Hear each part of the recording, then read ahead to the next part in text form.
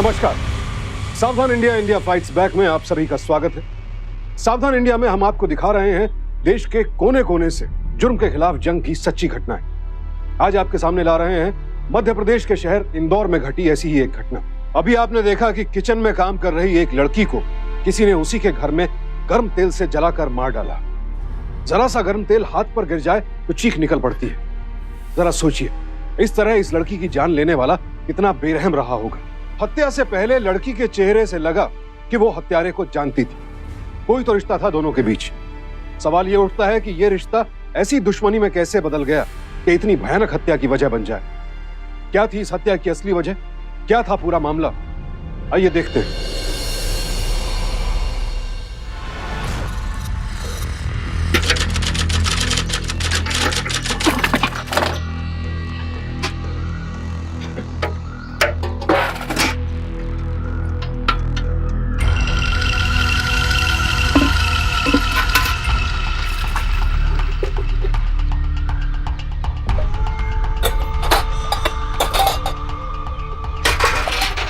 ठीक से कर मदन, बहुत शिकायत आ रही तेरी आजकल।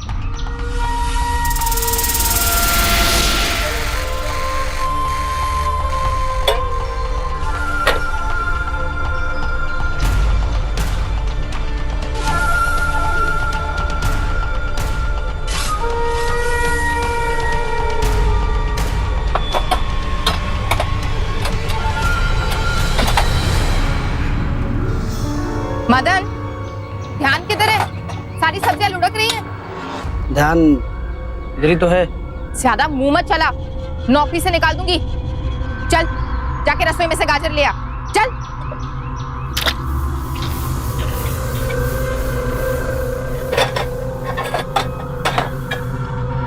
भाभी, मुझे ये मदन ना बिल्कुल ठीक नहीं लगता। हमेशा घुरता रहता है। अरे तेरे भैया के टाइम से है, इसलिए झेल रही हूँ इसे। तेरे भैया अभी जिंदा होते ना तो अरे मैं तो भूल ही गई, छौके के लिए तेल चढ़ा के आई थी। तू संभाल या।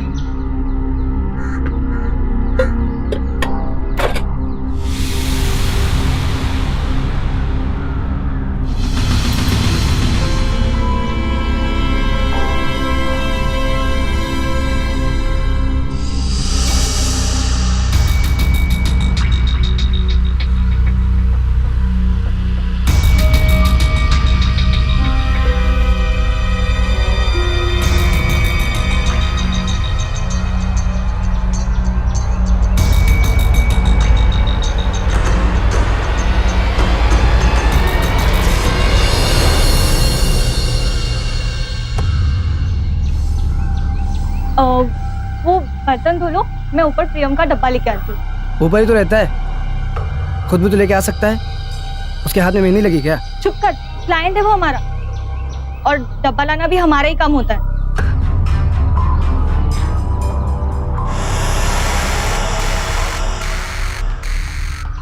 हमको सब पता है तुम कौन सा डब्बा लेने जाती हो। बनाऊंगा किसी दिन सब्जी तुम दोनों की।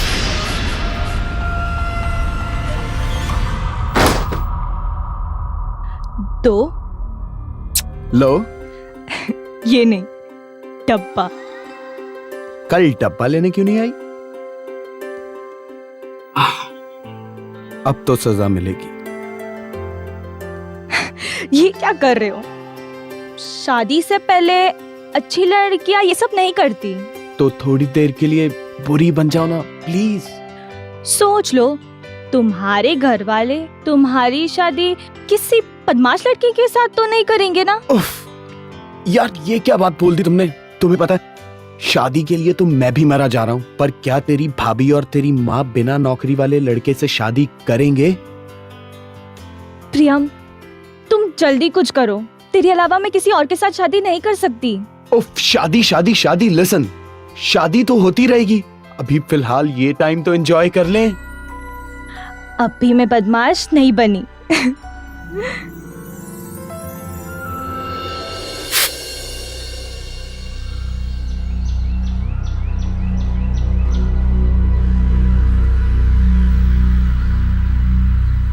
तो फिर से ऊपर गई थी। कितनी बार कहा है हमारा लड़का है, न जाने कौन कब क्या बात बना दे। माँ, वो वैसा लड़का नहीं है। बस थोड़ी बहुत बातें तो करती हूँ। देख बेटा, भले उसकी नियत में खोट ना, लेकिन लोगों की निगाहों में खोट आने में वक्त नहीं लगता। बार बार ऊपर मत जाया कर, समझ गई? माँ जी आपके अकाउंट में प्रॉब्लम आ रही थी ना, ये देखिए। एक्चुअली आपके 2 क्लाइंट्स ने पेमेंट ही नहीं किए, Sharma constructions and Durga jewellery. यार, कल से हम ढूंढ रहे थे, मिल ही नहीं रहा था।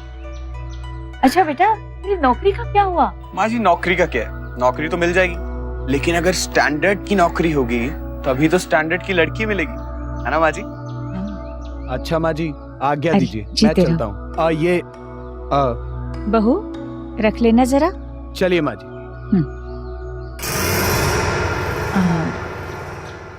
बहू, तुम्हें क्या लगता है, ये प्रियम ठीक लड़का है ना?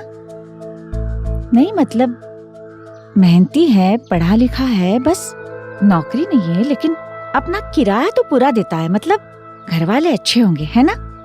और वैसे भी मेहनती है तो नौकरी तो मिल ही जाएगी कभी ना कभी। कहो तो इसकी और अमृता की रिश्ते की बात चलाऊं? जैसा आप ठीक समझे माँ जी।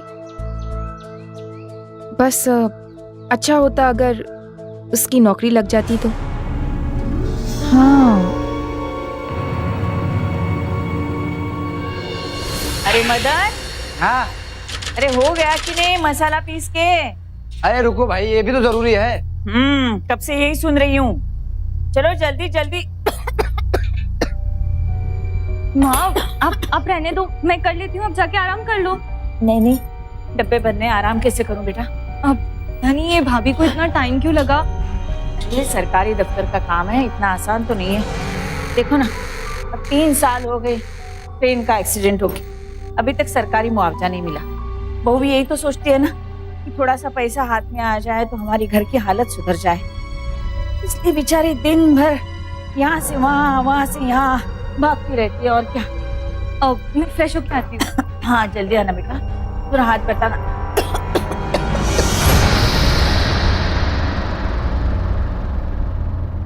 I love you baby।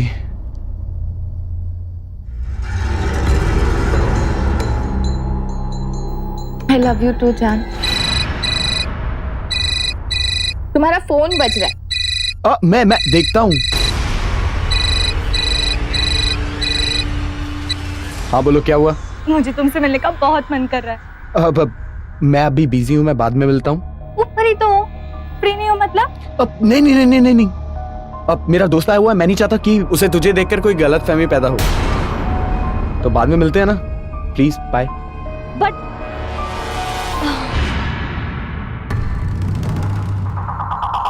कौन था? जॉब के लिए अप्लाई किया था ना, वहां से कॉल आया था। तुमसे कितनी बार कहा है यहाँ जॉब के लिए अप्लाई मत करो, थोड़े ही दिनों में मुआवजे की रकम मिलने वाली, फिर हम किसी और शहर में चले जाएंगे, वहां ढूंढ लेना जॉब। हाँ वो सब ठीक है, मैं मानता हूँ यार तुम मेरा रेंट देती हो, लेकिन मेरे आफ्टर ऑल और भी खर्चे हैं, तो मैं नहीं चाहता कि तुम मेरा हर एक खर्चा उठाओ। वो सब भी मैं देख लूंगी। ये लो तुम्हारे इस महीने के किराए के पैसे और 1000 रुपए खर्चे के लिए। तुम्हें पता नहीं, ये सब मुझे पसंद नहीं है। दुनिया की नजरों में भले ही हम अलग होंगे, लेकिन हम दोनों तो जानते हैं ना कि हम दोनों एक दूसरे के लिए बने हैं। हाँ वो सब ठीक है, लेकिन जब यहाँ से जाएंगे ना तो घर का सारा खर्चा मैं चलाऊंगा, और वैसे भी पति तो पत्नी को संभालता है ना। इंदौर के इस घर में 3 महिलाएं साथ रहती हैं। उपासना के पति समर्थ की मौत हो चुकी थी, जिसके मुआवजे के लिए अब वो सरकारी दफ्तरों के चक्कर काट रही थी। पति की मौत के बाद उपासना अपनी सास सरोज और ननद अमृता के साथ ससुराल में ही रह रही थी। ये लोग टिफिन सप्लाई करके घर खर्च चलाते थे, साथ ही घर का ऊपरी हिस्सा किराए पर भी दिया हुआ था। इनके बेरोजगार किराएदार प्रियम के अमृता के साथ प्रेम संबंध थे, और उपासना के साथ, जिसकी किसी को खबर भी नहीं। यहाँ तक कि घर की बहू उपासना प्रियम को पैसे देती थी ताकि वो उन्हें किराया दे सके। चातिर प्रियम एक ही घर की 2 औरतों को शादी का झांसा देकर उनका इस्तेमाल कर रहा था। दोनों ही उसके साथ शादी के सपने देख रही थी, अमृता समाज के सामने और उपासना उसके साथ भागकर। ये सब देखकर घर के नौकर मदन की हिम्मत भी बढ़ गई। जब रिश्तों में इतना फरेब हो तो अपराध को अंजाम लेते देर नहीं लगती। आखिर क्या होने वाला था इस घर में?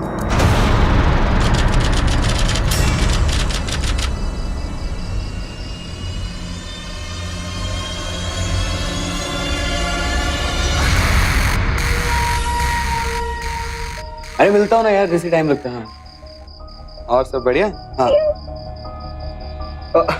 अच्छा सुन, मैं थोड़ी देर में करता हूँ। हाँ हाँ ठीक।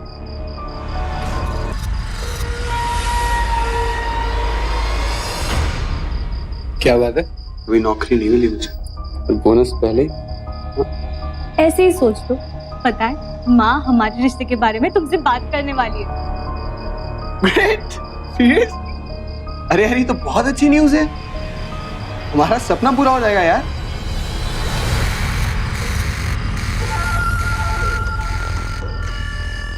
फिर उस प्यार की फीलिंग्स को एहसास नहीं करना चाहूंगा।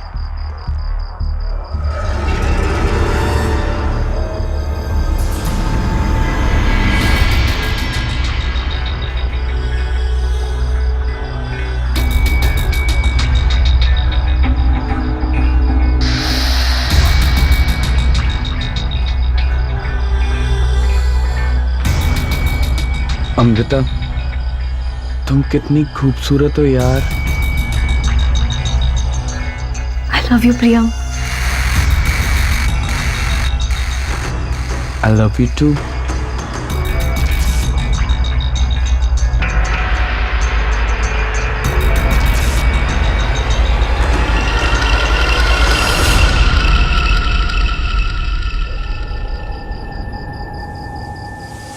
मदन, क्या ताकाजाकी कर रहा है? अरे कुछ नहीं, हम कपड़ा उतारने आए थे।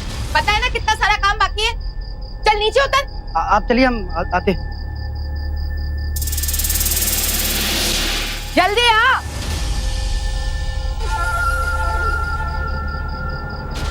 ये हमारी जान जल रही है, कपड़े कितनी है।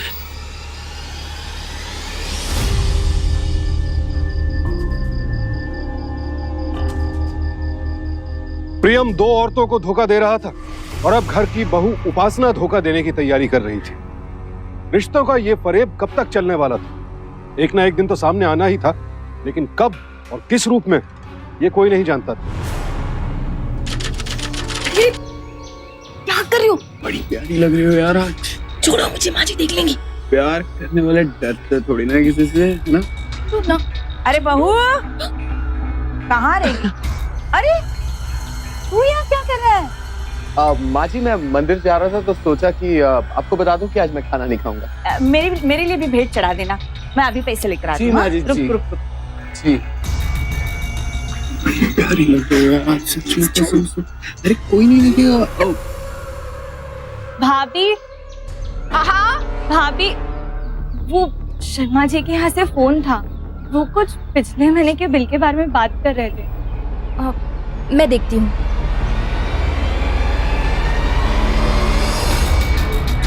बड़ी प्यारी लग रही हो आज यार, बाय गॉड। अरे माँ देख लेगी, छोड़। अरे तो क्या हुआ? प्यार करने वाले डरते थोड़ी ना किसी से, ना? प्रियम बेटा,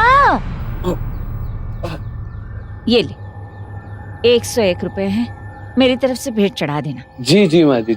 हाँ, और भगवान से मन से प्रार्थना करना कि तुझे अच्छी सी नौकरी मिल जाए। जी माँ जी। अच्छा ये बता, अच्छी नौकरी मिलने के बाद अपनी शादी के बारे में क्या ख्याल है तुम्हारा? शादी? अरे अरे, शर्माना नहीं, शादी की उम्र तो हो गई है ना तुम्हारी। और वैसे भी अच्छी नौकरी मिलने के बाद लड़कियों की लाइन लग जाएगी शादी के लिए, है ना? आप चिंता मत कीजिए माँ जी, अमृता के लिए भी लड़कों की लाइन लग जाएगी। हाँ वो तो है। तुम्हारे माता पिता कब आ रहे? सोच रहे थे उनसे एक बार मिल लूं। वैसे गोलमोल की बात करने का क्या फायदा।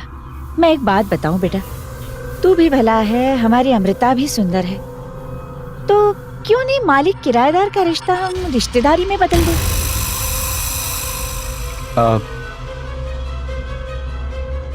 माँ जी पहले नौकरी मिल जाए फिर बात करते हैं। हाँ। अच्छा माँ जी, मुझे मंदिर जाना है, मैं चलता हूँ। चलिए। जीते रहो बेटा। अमृता की मां सरोज को तो भनक तक नहीं थी कि उनकी नाक के नीचे क्या चल रहा था। उन्हें लगा कि प्रियम उनकी बेटी के लिए एक अच्छा और सुशील लड़का है। उधर उपासना के होश उड़ गए जब माँ जी के दिल की बात इस तरह खुलकर सामने आई। अब उपासना को अपना भविष्य खतरे में नजर आ रहा था।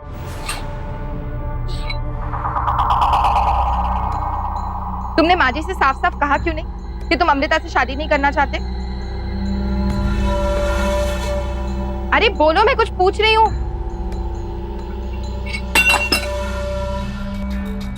उपासना, अरे यार मैं तो खुद चाहता हूँ कि जल्दी से जल्दी तुम्हारे पैसे आ जाएं और हम यहाँ से निकलें। सच? उपासना, मैं सिर्फ तुमसे प्यार करता हूँ।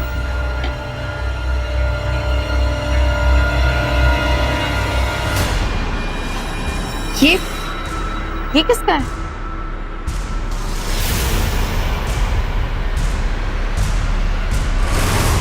तुम्हारा ही होगा। अच्छा, लगता है पिछली बार भूल गई होंगी। आज से अमृता का यहाँ आना जाना बंद। तुम्हारा डब्बा लेकर मदन आएगा। क्यों? तुम नहीं आओगी? मौका मिलेगा तो आ जाऊंगी। पक्का? हाँ। प्रॉमिस? अब जाने दो।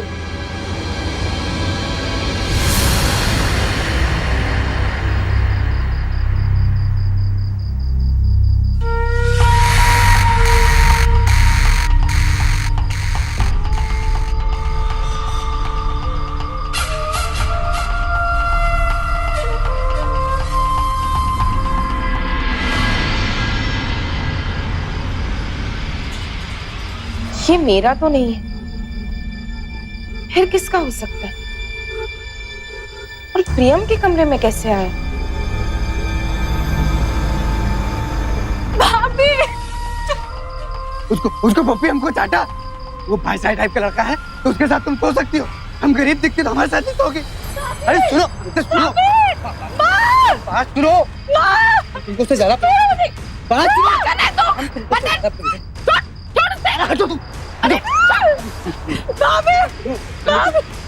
सुनो। हम उससे ज्यादा प्रेम करते तुमको।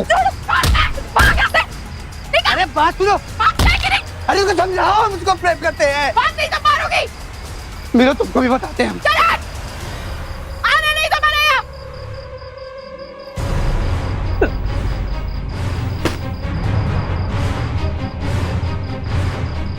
क्या हुआ? क्यों चिल्ला रही थी? वो मैं कचरा फेंकने बाहर गई थी। बाप पता थे मेरे साथ जबरदस्ती करने की कोशिश की। क्या? मैं देखता हूँ उसको, उसकी इतनी हिम्मत। मैंने उसे भगा दिया है, डंडे मार मार के भगा दिया है। अब दोबारा उसे फटकने मत दीजिएगा यहाँ। बहुत नीच आदमी है वो। कुछ नहीं हुआ अमृता, कुछ नहीं हुआ। कुछ नहीं हुआ। अच्छा रात।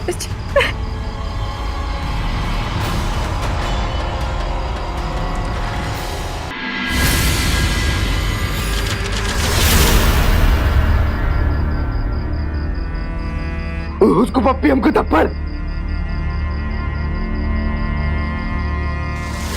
वो बाय साइड हट के दिखता है, तुम उसके साथ सो सकती हो।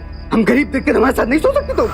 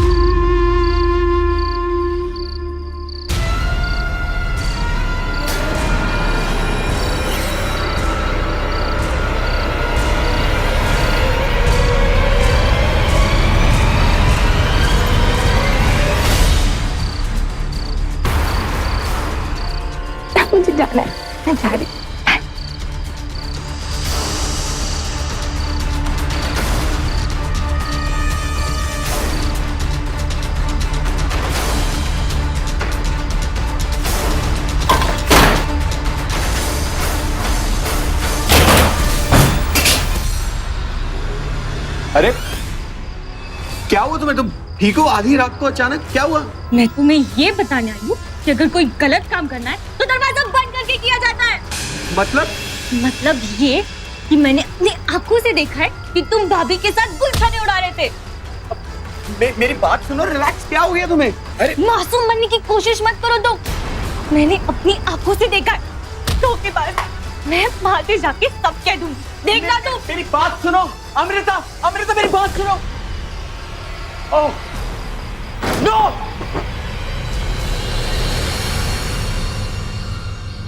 सब मसाले खत्म हो गए लेकिन बताया नहीं। अरे बहू, धनिया सूखने को डाला था क्या? अब जी नहीं माँ जी, वो तो खत्म हो गया। देख, वो भी खत्म, आलू खत्म, जैसे कि इसको ही पैसे खर्च करने हैं। माँ, मैं आपसे कुछ बात करना चाहती हूँ। बेटा अभी बाजार में जाना चाहिए, सारा सामान खत्म हो गया, खाना कैसे बना? बाद में बात करते हैं।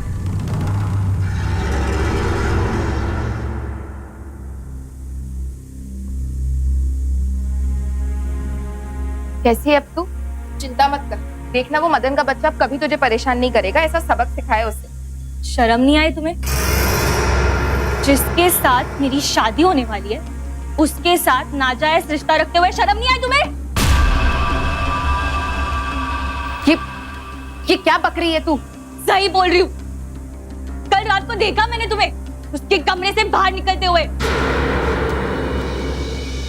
देख अमृता, जो तू सोच रही है ना, ऐसा कुछ नहीं है। ऐसा ही है। तुम्हें पता है ना मैं उससे कितना प्यार करती हूँ, फिर भी तुमने ऐसा किया। मुझे पता है तुमने ही उसे मजबूर किया होगा ये सब करने के लिए। वो ऐसा नहीं कर सकता। देख अमृता, तू शांत हो जा। नहीं रहना मुझे शांत। माँ को आने दो, मैं उन्हें सब बता दूंगी। और देखना, जब उन्हें सब पता चलेगा ना, कैसे तुम्हें धक्के मार के घर से बाहर निकाल देगी वो। और फिर मैं और प्रिया, हम दोनों हमेशा के लिए एक हो जाएंगे।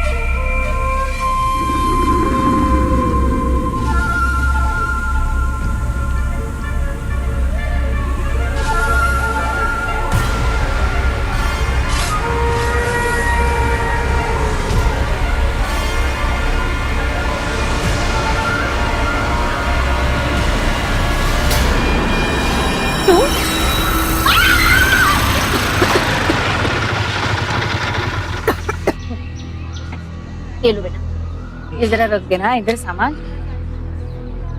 अमृता, जरा सामान लेना बेटा, क्या रख देना। अमृता, सामान है बाहर, आजा जल्दी। अमृता, अमृता, अमृता, अमृता, अरे क्या हुआ मेरी बच्ची को? अमृता, अरे कोई है? अमृता, अमृता, अमृता, अमृता,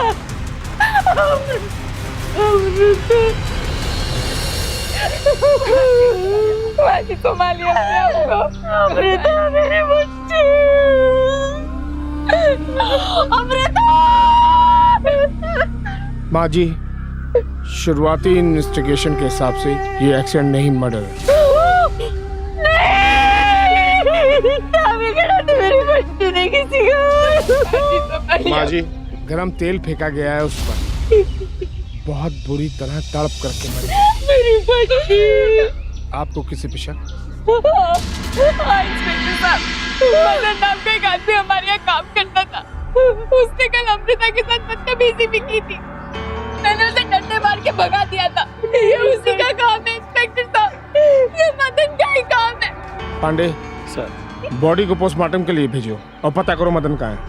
ठीक है सर। क्या बिगड़ा थे मेरे बच्चे ने? किसका क्या बिगड़ा था? अमृता की हत्या हो चुकी थी, लेकिन किसने मारा था उसे?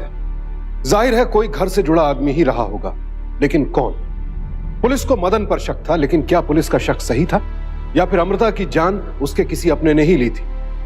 फिलहाल पुलिस ने मदन को जांच के घेरे में लिया, क्योंकि एक दिन पहले मदन ने ही अमृता पर हमला किया था। हाँ भाई बोल। साहब हम सच कह रहे साहब, हमने कुछ नहीं किया। पुलंडिया का कैरेक्टर रहा था साहब, जब देखो तब उसके साथ कोई रहती थी। हमने एक बार कोशिश जरूर की थी, मगर हमने खून नहीं किया साहब उसका। अभी किसकी बात कर रहा है? कौन है वो? अरे वही लड़का जो इनके यहाँ भाड़े पे रहता था, प्रियम। जी झूठे, ये झूठ बोल रहा है इंस्पेक्टर साहब। प्रियम ऐसा लड़का नहीं है। ये आपको गुमराह करने की कोशिश कर रहा है। झूठ नहीं बोल रहे, सच कह रहे हैं। अरे चुप कर, तू कभी सच कह सकता है क्या? मैडम जी, प्रियम जो है शक के घेरे में। तहकीकात तो करनी पड़ेगी।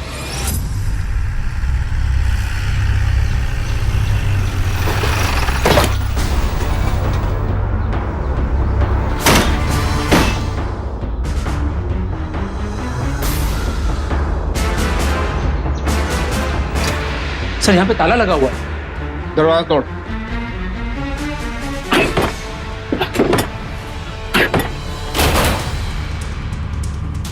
पांडे उधर देख। हाँ सर।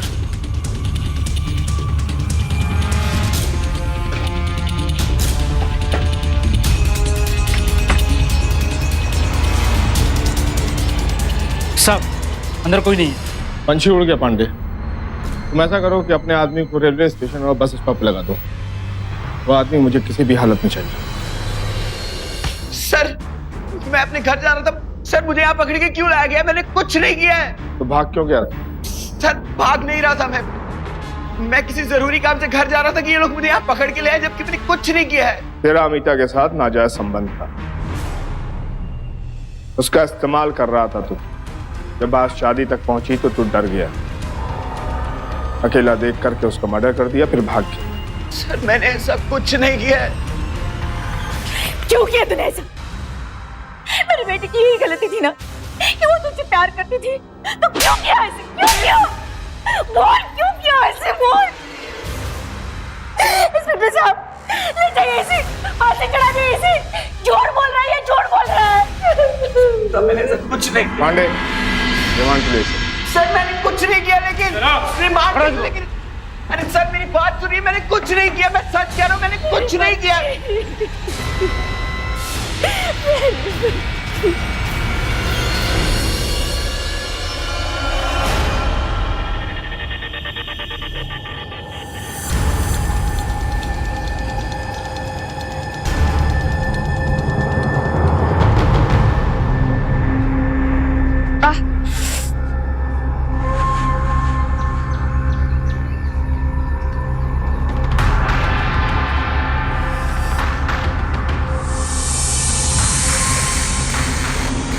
गरम तेल से जला हुआ पाँव थोड़े दिनों तक दुखता ही। और भाभी जी मरहम वरहम लगाई कि नहीं? क्या बकवास कर रहा है तू? भाभी जी हम बकवास आदमी जरूर हैं, लेकिन बकवास करते नहीं। लेकिन तुम्हारा पैर देखे कोई भी डॉक्टर बता देगा कि ये पैर गरम तेल से जला है। मतलब कैसे जलाई? और वो भी तो तेल से जली थी, है ना? अब थी ना वहाँ पे। तू झूठ मत बोल, तू कभी ये साबित नहीं कर सकता। अरे गरीब की बुद्धि कभी कभी काम कर जाती है भाभी जी। ये देखिए देखिए देखिए,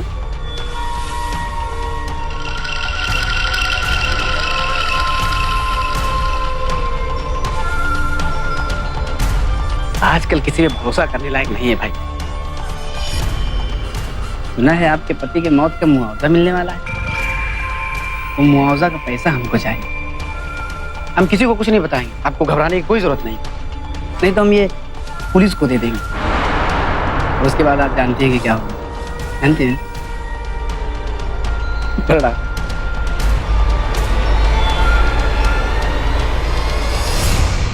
वैसे तो मध्य प्रदेश की राजधानी भोपाल है, लेकिन आर्थिक राजधानी इंदौर को ही माना जाता है। इंदौर एक खूबसूरत शहर जहां महाराष्ट्र, राजस्थान, गुजरात और मालवा की संस्कृतियों का समन्वय देखने को मिलता है। लेकिन इंदौर में जहां हर क्षेत्र में विकास हुआ है, वहीं अपराध भी बढ़ा है। सन 2011 में इंदौर में कुल 14,251 आपराधिक मामले दर्ज हुए थे और 2012 में यह संख्या हो गई 16,526, यानी तकरीबन 16% की वृद्धि। और 2012 में दर्ज आपराधिक मामलों में 83 केसेस कत्ल के थे और 133 अटेम्प्ट टू मर्डर थे। ऐसे अपराधों के बढ़ने की सबसे बड़ी वजह है नैतिक मूल्यों में गिरावट और शॉर्टकट के जरिए अपनी लालसाओं को पूरा करने की कोशिश। उपासना ने भी प्रियम से शादी करने के लिए अपनी ननद अमृता को रास्ते से हटा दिया। लेकिन आखिर क्राइम करके कोई कितनी दूर भाग सकता है? उपासना को उसके नौकर मदन ने हत्या करते हुए देख लिया था और अब वो उसे ब्लैकमेल कर रहा था। क्या करेगी उपासना? क्या वो मदन की शर्त मान लेगी? क्या उपासना का अपराध कभी सबके सामने आ सकेगा? और जो कुछ पाने के लिए उपासना ने यह सब किया था, क्या वो उसे हासिल हो पाएगा? इन सवालों के जवाब जल्द ही मिलने वाले थे।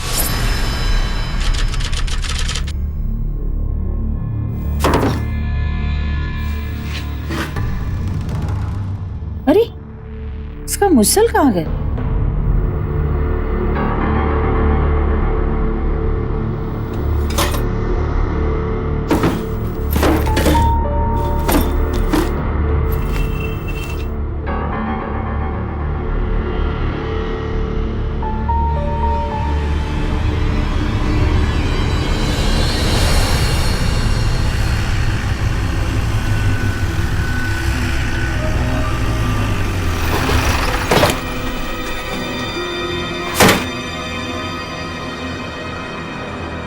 क्या हुआ इंस्पेक्टर साहब?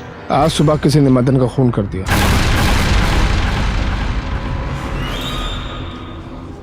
किसी भारी चीज से इसके सर पे मारा गया है। शरीर पे कोई जख्म भी नहीं है। इसका मतलब यह है कि जो खूनी था उसको मदन बहुत अच्छी तरह जानता था। अचानक उसने उस पर हमला कर दिया। घर से कोई सामान भी गायब नहीं है। आपको किसी पे शक? अरे बदतमीज था इंस्पेक्टर साहब, दिन भर दारू पी के झगड़ा करता रहता था। दुश्मन तो होंगे ही ना इसके।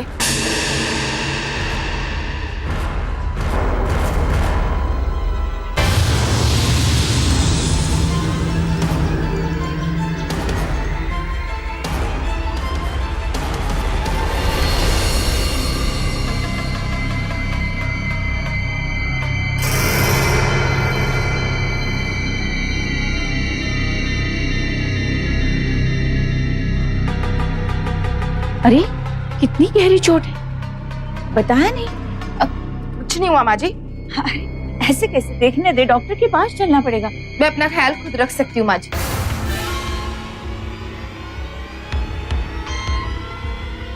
कुछ तो गड़बड़ है। बहू का बर्ताव कुछ बदला सा लगता है। इसके पाँव पर जलने का घाव है।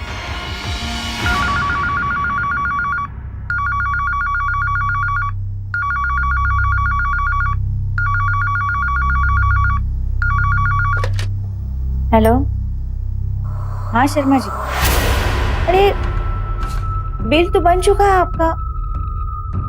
उपासना ने दिया नहीं अभी तक। हाँ, अच्छा मैं पूछती हूँ, एक मिनट। अरे बहू, बहू कहाँ हो? शर्मा जी का फोन है। बहू कहाँ गई है? हेलो शर्मा जी, मैं 2 मिनट में आपको फोन करती हूँ। हाँ हाँ हाँ, मैं करती हूँ। बहू कहाँ हो? शर्मा जी का फोन आया है बिल के। कहाँ रखा है बिल?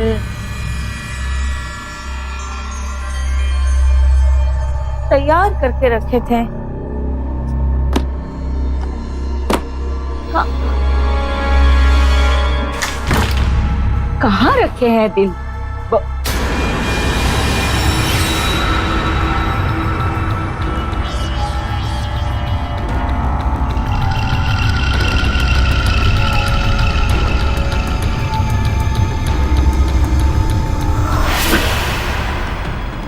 अरे इसका मुसल कहाँ गया? किसी भारी चीज से इसके सर पे मारा गया। शरीर पे कोई जख्म भी नहीं है। कि जो खूनी था उसको मदन बहुत अच्छी तरह जानता था।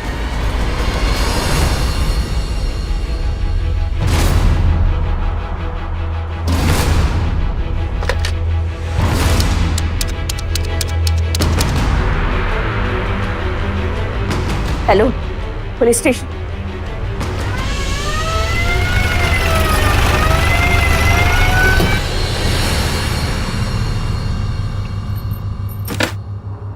आई।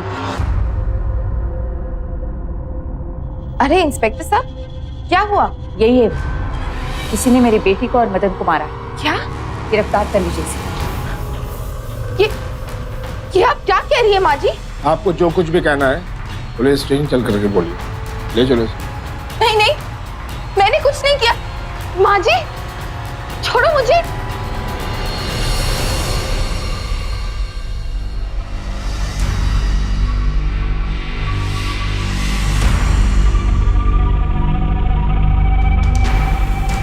शक तो मुझे तभी हुआ था जब ये लंगड़ा कर चल रही थी, लेकिन मैंने उस बात को नजरअंदाज कर दिया था। जब आप मदन के कत्ल के बारे में बताने आए थे तब आप ही ने बताया था कि उस पर किसी भारी चीज से हमला किया गया था, पर रसोई से मुसल गायब था जो मुझे इसी के कमरे में मिला। फिर मेरा शक यकीन में बदल गया कि इसने मदन का खून किया है।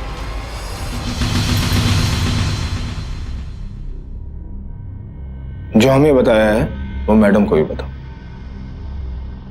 सर ये बात सच है कि मैं उपासना के साथ भी रिलेशन में था। जब माँ जी ने मुझसे अमृता के रिश्ते के बारे में जिक्र किया तो उसके बाद उपासना बहुत अजीब सी हो गई थी। सर फिर अमृता को भी मेरे और उपासना के रिलेशन के बारे में पता चल गया। मैं समझ गया था कि अब मुझे अपने शहर वापस लौट जाना चाहिए।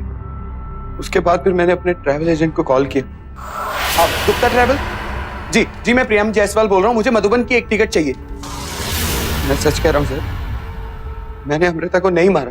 उपासना जी अब सच बता ही दीजिए, नहीं तो हमें डॉक्टर को बुलाना पड़ेगा। वो बताएगा कि आपका पैर कैसे चला। हाँ मैंने ही मारा अमृता को। मेरे पति के मौत के बाद मुझे जीने का सहारा मिला प्रियम की शक्ल में, लेकिन उस अमृता ने उससे भी मुझसे छीनना चाहा। उस दिन जब अमृता का हेयर क्लिप मुझे प्रियम के कमरे से मिला तो मुझे लगा कुछ गड़बड़ है। तो अमृता से पूछना चाहती थी कि उसका क्लिप वहां कैसे आया। मैं उससे पूछने के लिए जा ही रही थी, लेकिन अचानक मुझे उसके चीखने की आवाज आई। मैं बाहर देखने के लिए गई तो वहां मैंने मदन को ये कहते हुए सुना, जब तू प्रियम के साथ सो सकती है तो मेरे साथ क्यों नहीं? उसको पप्पी हमको चाटा। वो भाईसाहब टाइप का लड़का है तो उसके साथ तुम सो सकती हो। हम गरीब दिखते तो हमारे साथ नहीं सोओगे। मुझे तन बदन में आग लग गई। नफरत तो तभी से पनप गई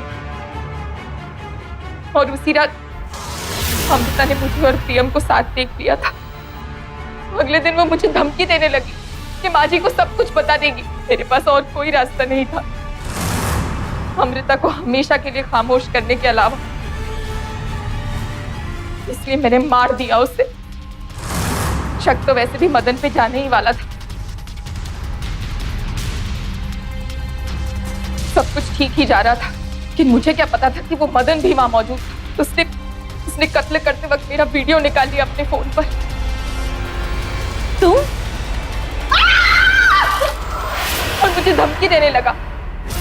चुप रहने के बदले मुआवजे की सारी रकम मांग रहा था वो। देखिए सुना है आपके पति के मौत का मुआवजा मिलने वाला है। वो मुआवजा का पैसा हमको चाहिए। एक तो रकम ही तो मेरी जिंदगी का सहारा है। इसलिए मैंने उसे भी मार डाला।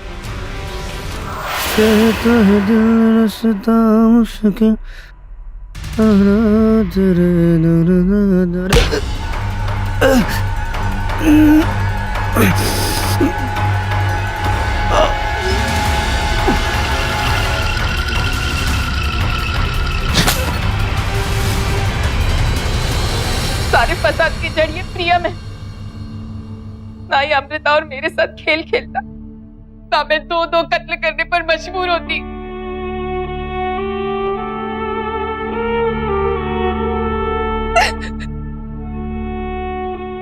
मैं समझती थी तेरी बहू देवी है, लेकिन तू तो चरित्रहीन होने के साथ साथ कातिल भी निकली। तू है तुझ पर तू। उपासना को अपने प्रेमी प्रियम से संबंध बनाने वाली ननद अमृता से नाराजगी थी और प्रियम को खोने का डर था, इसलिए उसने अमृता को रास्ते से ही हटा दी। लेकिन ऐसा करते हुए उसने एक पल के लिए भी ये नहीं सोचा कि दरअसल धोखा उसे अमृता नहीं प्रियम दे रहा था, और ऐसा व्यक्ति तो उसे भविष्य में भी धोखा ही देता। पति की मौत के बाद उपासना को एक साथी की जरूरत थी, लेकिन उसे इस तरह से हासिल करना सरासर गलत था। बहरहाल आपराधिक मानसिकता वाले लोग हर चीज अपराध के जरिए ही हासिल करना चाहते हैं, इसीलिए उपासना ने ब्लैकमेलर नौकर मदन को भी रास्ते से हटाने के लिए हत्या का रास्ता ही चुना।